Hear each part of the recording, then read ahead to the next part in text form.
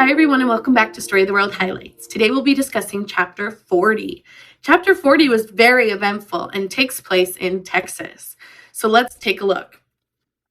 At the beginning of the chapter, we start to see the aggression toward Texas and Mexico.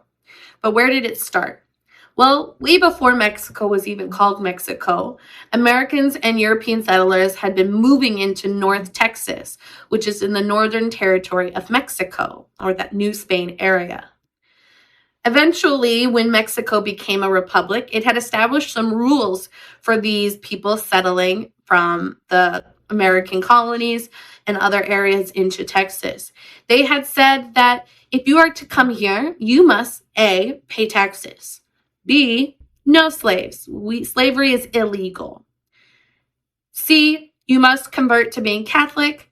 And D, you must follow Mexican law. Now, most of those Americans were okay with paying taxes, but they didn't want to give up their slaves. And they didn't want to switch to being Catholic. And who cares about Mexican laws? Mexico is so far away. And that was a lot of the attitude the Americans in North Texas had. Now, when Santa Anna became president, he quickly made himself a dictator. And in his regime, he was not going to tolerate people not following his rules. So one of the things he decided to do against those Americans who were not following all of the rules was to say no more guns. The Americans were outraged. They said, what? We need our guns to hunt for food and to protect ourselves against wild animals. And so they refused to give up their guns. And the Americans at this point were starting to think that Mexico was starting to act more and more like the English had against the Americans. And whispers were spreading about, should we be a free country? Should we fight against Mexico? As these thoughts were spreading, people started to gather weapons. And on October 2nd, 1835, the Mexican outpost near the southern city of Galveston, Texas, noticed that the Texans in Galveston had discovered a cannon that had long been lost amongst their things. And with a cannon suddenly there, the Mexican soldiers at the outposts were like, give that back. But they refused. They took a white flag made of one of the local people's wedding dress, and they wrote on it, "Come and take it," as their fierce statement against those Mexican soldiers that they refuse to stop gathering weapons and protecting themselves. Now, those Mexican soldiers at the outpost nearby, they weren't prepared to fight them. So they surrendered and said, okay, fine, keep it, and notified Santa Anna of this. After this Battle of Gonzales, Santa Anna quickly started assembling his troops, and so did the Texans. The war had officially begun, and so 50 delegates from across the state of Texas gathered together on the Brazos River, and they met and decided on a new constitution and a new leader for their army, Sam Houston. And Sam Houston went around starting to gather an army across Texas. While he was doing that, many Texans fled to the south of Texas in order to prepare against an incoming Mexican army. Now, what they didn't realize was that Mexico had far more numbers than them, and that they were closer than the Texans had thought. In late February, Mexican soldiers were spotted with Santa Anna at the head, and they were marching toward the southern city of San Antonio. Now, San Antonio had around 180 men ready to fight there at the time, which was not very many. And they didn't have a fortress or area to go, so they had to improvise. They had to think on their feet. And they found an old fortress for an old Catholic church called the Alamo. And while it was falling apart, it still had a wall around it.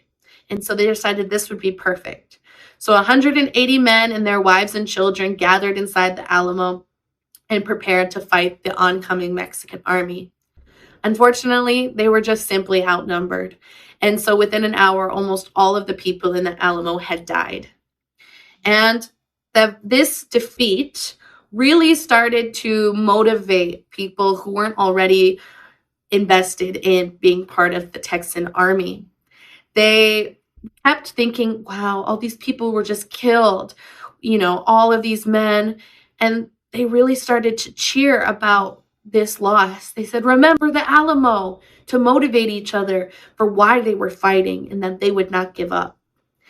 And so as they decided to fight, they had several battles, but it wasn't until the Battle of Jacinto that Sam Houston had successfully sneak attacked Santa Ana.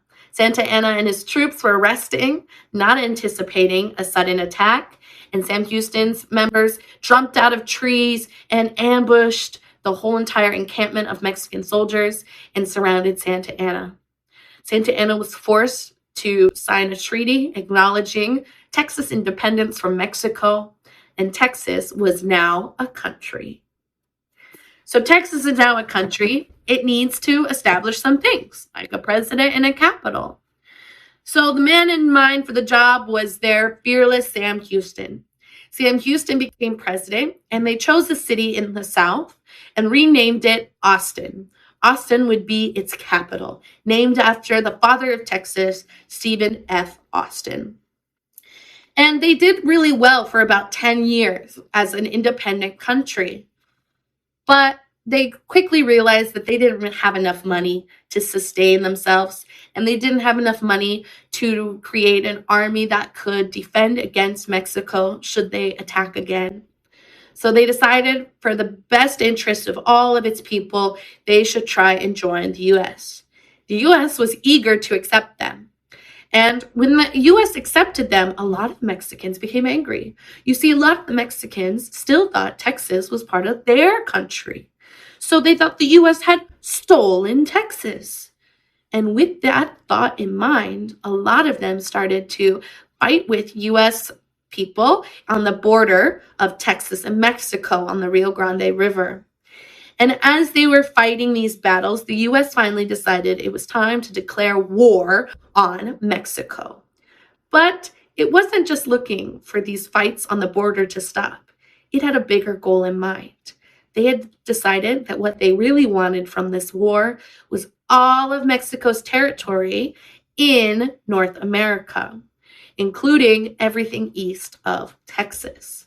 That's modern day, where California, Nevada, Utah, New Mexico, Arizona, all that area, they wanted it. Mexico had it.